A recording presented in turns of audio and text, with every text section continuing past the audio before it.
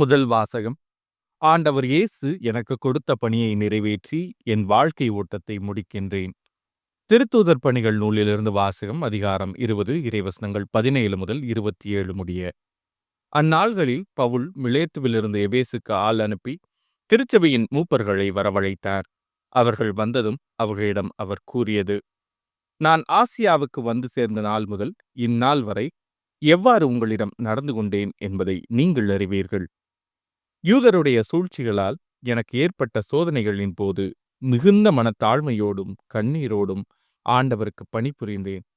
நன்மை பயக்கும் ஒன்றையும் உங்களுக்கு நான் அறிவிக்காமல் விட்டுவிடவில்லை. பொது இடங்களிலும் வீடு வீடாகவும் சென்று உங்களுக்கு கற்றுக் கொடுத்தேன். நம் ஆண்டவர் இயேசுவின் மீது நம்பிக்கை கொள்ளுமாறும் மனம் மாறி கடவுளிடம் வந்து சேருமாறும் நான் யூதரிடமும் கிரேக்கரிடமும் வற்புறுத்தி கூறினேன். இப்போதும் தூய ஆவியாருக்கு கட்டுப்பட்டு நான் எருசலேமுக்கு செல்கிறேன். அங்கு எனக்கு என்ன நேரிடும் என்பது தெரியாது. சிறை வாழ்வும் இன்னல்களும் எனக்காக காத்திருக்கின்றன என்று தூய ஆவியார் ஒவ்வொரு நகரிலும் என்னை எச்சரித்து வருகிறார்.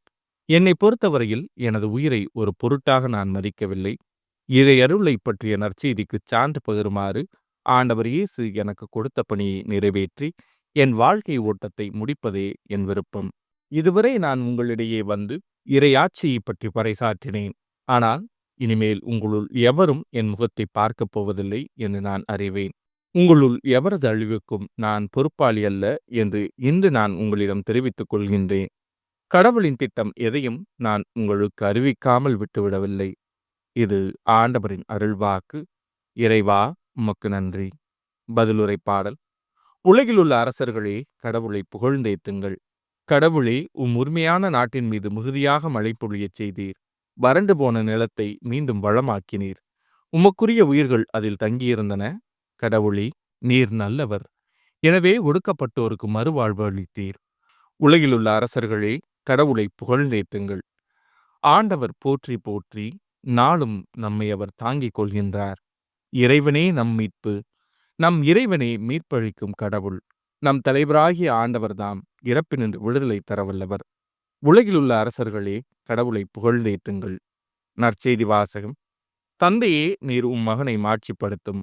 யோவான் எழுதிய தூய நற்செய்தியிலிருந்து வாசகம். அதிகாரம் 17, இறைவசனங்கள் 1 முதல் 11 முடிய. அக்காலத்தில் இயேசு வானத்தை அண்ணாந்து பார்த்து வேண்டியது: தந்தையே, நேரம் வந்துவிட்டது. உம் மகன் உம்மை மாட்சிப்படுத்துமாறு நீர் மகனை மாட்சிப்படுத்தும். ஏனெனில் நீர் அவரிடம் ஒப்படைத்தவர்கள் அனைவருக்கும் அவர் நிலை வாழ்வை அருளுமாறு மனிதர் அனைவர் மீதும் அவருக்கு அதிகாரம் அளித்துள்ளீர். உண்மையான ஒரே கடவுளாகிய உம்மையும் நீர் அனுப்பிய இயேசு கிறிஸ்துவையும் அறிவதே நிலைவாழ்வு. நான் செய்யுமாறு நீர் என்னிடம் ஒப்படைத்திருந்த வேலையை செய்து முடித்து நான் உம்மை உலகில் மாட்சிப்படுத்தினேன்.